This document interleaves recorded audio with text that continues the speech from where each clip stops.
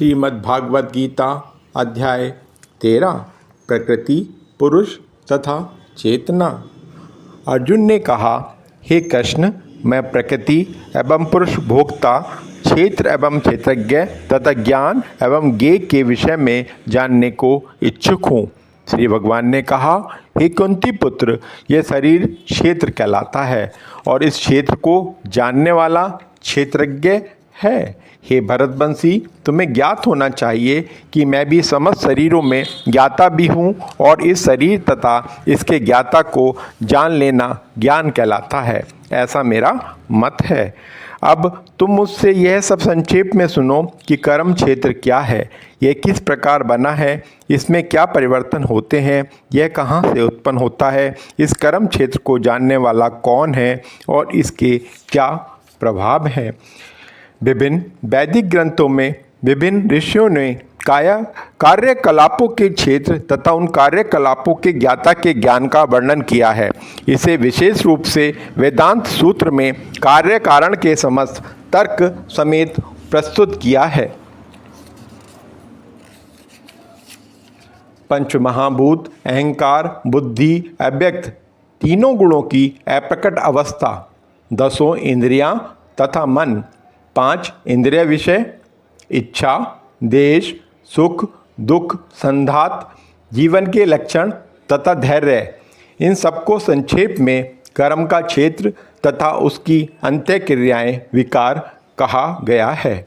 विनम्रता, दंभहीनता, अहिंसा, सहिष्णुता, सरलता, प्रामाणिक गुरु के पास जाना, पवित्रता, स्थिरता, आत्मसंयम, इंद्रिय तृप्ति के विषयों का परित्याग, अहंकार का अभाव, जन्म, मृत्यु, वृद्धावस्था तथा रोगों के दोषों की अनुभूति, वैराग्य, संतान, स्त्री, घर तथा अन्य वस्तुओं की ममता से मुक्ति, अच्छी तथा बुरी घटनाओं के प्रति संभाव, मेरे प्रति निरंतर अन्य भक्ति, एकांत स्थान में रहने की इच्छा, जन समूह से बिलगाव, आत्म साक्षात्कार की महत्ता को स्वीकारना तथा परम सत्य की दार्शनिक खोज, इन सबको मैं ज्ञान घोषित करता हूँ और इनके अतिरिक्त जो भी है वह सब अज्ञान है।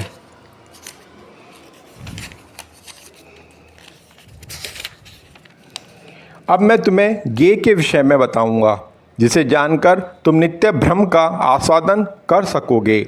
यह भ्रम या आत्मा जो अनादि है और मेरे अधीन है, इस भौतिक जगत के कार्य कारण से परे स्थित है। उनके हाथ, पाँव, आँखें, सिर तथा मुंह और उनके कान सर्वत्र हैं। इस प्रकार परमात्मा सभी वस्तुओं में व्याप्त होकर अवस्थित है। परमात्मा समस्त इंद्रियों के मूल स्रोत हैं, फिर भी वे इंद्रियों से रहित हैं। वे समस्त जीवों के पालनकर्ता होकर भी अनासक्त हैं। वे प्रकृति के गुणों से परे हैं, फिर भी वे भौतिक प्रकृति के समस्त गुणों के स्वामी हैं। परम सत्य जड़ तथा जंगम समस्त जीवों के बाहर तथा भीतर स्थित हैं। सूक्ष्म होने के कारण वे भौतिक इंद्रियों के द्वारा जानने या देखने से परे हैं। यद्यपि वे अत्यंत दूर रहते हैं, किंतु हम सबों के निकट भी हैं। यद्यपि परमात्मा समस्त जीवों के मध्य विभाजित प्रतीत होता है, लेकिन वह कभी भी विभाजित नहीं है। वह एक रूप में स्थित है। यद्यपि वह प्रत्येक जीव का पालन करता है, लेकिन यह समझना चाहिए कि वह सबों का संहार करता है और सबों को जन्म देता है। वे समस्त प्रकाशमान वस्तुओं के प्रकाश स्रोत हैं। वे भौतिक अंधकार से परे हैं और अगोचर हैं। वे ज्ञान हैं, ज्ञेय हैं और ज्ञान के लक्ष्य हैं। वे सबके हृदय में स्थित हैं। इस प्रकार मैंने कर्म क्षेत्र, शरीर, ज्ञान तथा ज्ञेय की का संक्षेप में वर्णन किया है। इस प्रकार मेरे भक्त की पूरी तरह समझ सकते हैं और इस तरह मेरे स्वभाव को प्राप्त होते हैं। प्रकृति तथा जीवों को अनादि समझना चाहिए। उनके विकार तथा गुण प्रकृति जन्य हैं। प्रकृति समस्त भौतिक कारणों तथा कार्यों परिणामों की हेतु कही गई है और जीव पुरुष इस संसार में विविध सुख दुख के भोग का कारण कहा जाता है। इस प्रकार जीव प्रकृति के तीनों गुणों का भोग करता हुआ प्रकृति में ही जीवन बिताता है। यह उस प्रकृति के साथ उसकी संगति के कारण है। इस तरह उसे उत्तम तथा अधम योनियाँ मिलती रहती हैं।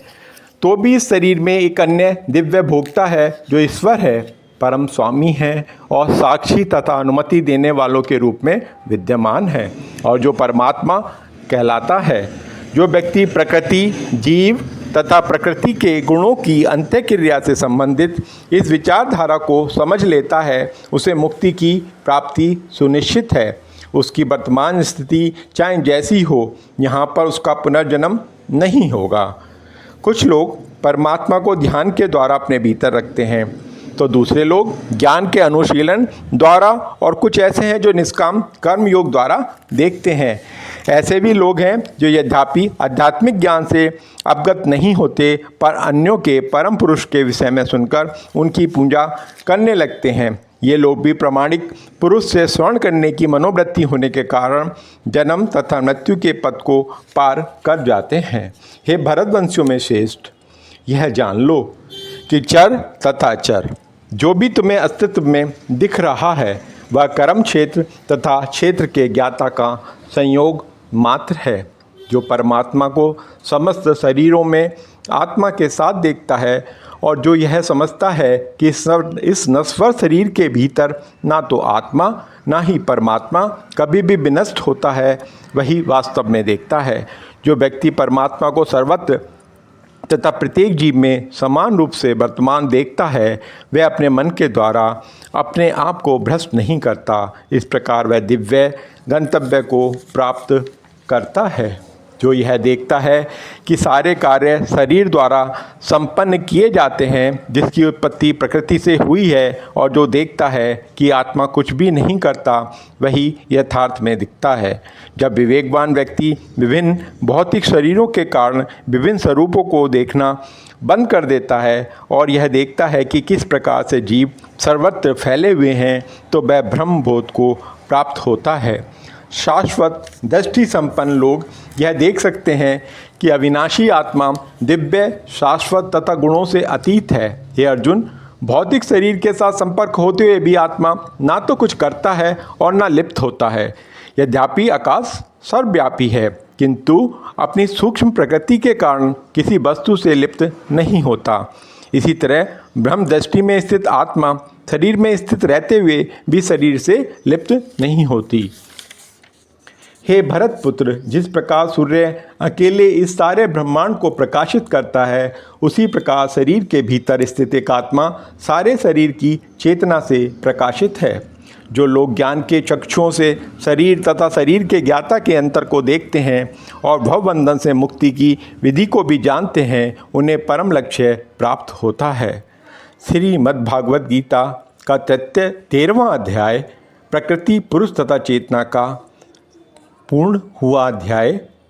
और महानुभावों, आपसे सादर विनम्र निवेदन है कि कमेंट में जय श्री कृष्ण लिखना ना भूलें और साथ में इस चैनल को सब्सक्राइब करें, लाइक करें और अपने मित्रों और संबंधियों को भी इस चैनल का लिंक शेयर करें।